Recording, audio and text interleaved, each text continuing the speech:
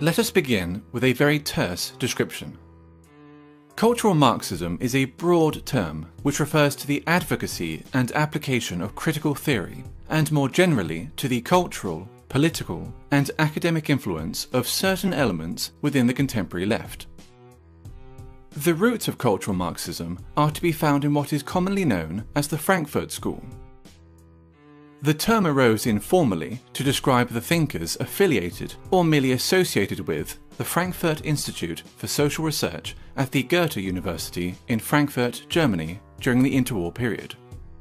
Critical of both capitalism and Soviet socialism, they sought to address the perceived shortcomings of classical Marxism in the pursuit of societal change. Their work came to be referred to as critical theory. Defining or categorizing critical theory is exceptionally difficult, for it pertains to a broad, almost disparate set of ideas, individuals, and approaches. The underlying and enduring aspect of critical theory, common to all its offshoots, nonetheless, is the creation of interdisciplinary theories that might serve as instruments of social transformation. During the 1960s, the Frankfurt School critical theory gained traction with some segments of the left-wing and leftist thought in both Europe and North America. Today, its influence is felt throughout Western academia, dominating the social sciences and humanities. Gender studies and whiteness studies being two such examples. One of the most influential critical theorists and an original member of the Frankfurt School was Herbert Marcuse. A cursory glance at any paragraph written by Marcuse will set alarm bells ringing for anyone even remotely familiar with the current culture of intolerance on college and university campuses.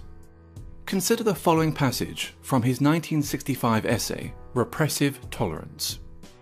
The small and powerless minorities which struggle against the false consciousness and its beneficiaries must be helped. Their continued existence is more important than the preservation of abused rights and liberties, which grant constitutional powers to those who oppress these minorities. Social justice, feminism, neo-progressivism, and post-colonialism, to name but a few, are all movements inspired by or born out of critical theory, and thus all come under the umbrella of cultural Marxism. Be it gender, sexual orientation, family, race, culture, or religion, every aspect of a person's identity is to be questioned, every norm or standard in society challenged, and ideally altered in order to benefit supposedly oppressed groups. Classical Marxism saw class conflict as occurring between the bourgeoisie and the proletariat, between the haves and the have-nots. Cultural Marxism views such a conflict as existing between the oppressed and the oppressors, between those with privilege and those without it.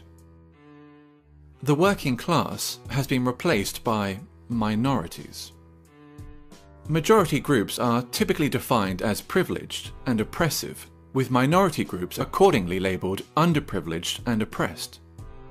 Heterosexuals are oppressive. Cisgender people are oppressive.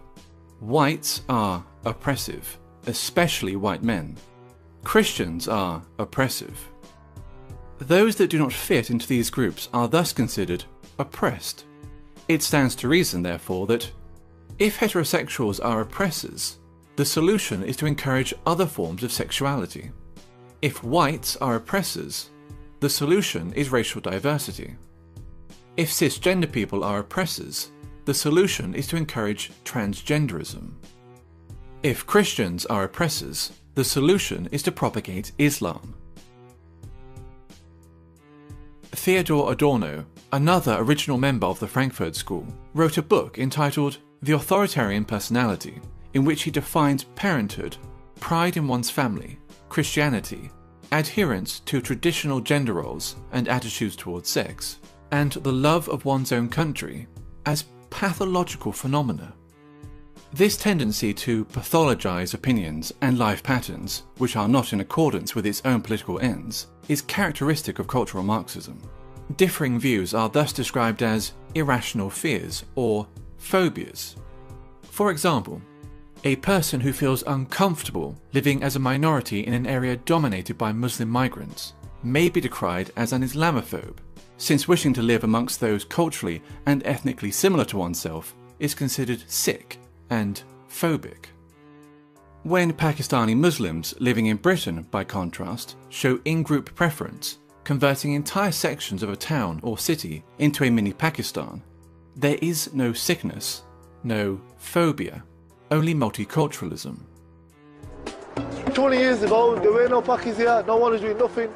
But now, the Pakis are with a stamp, man, trust, you know what I mean? Now, think 20 years ahead, boy, fuck knows, man, this is going to be Pakistan. Or England, it's going to be Pakistan, man. They're all fucking shipping over.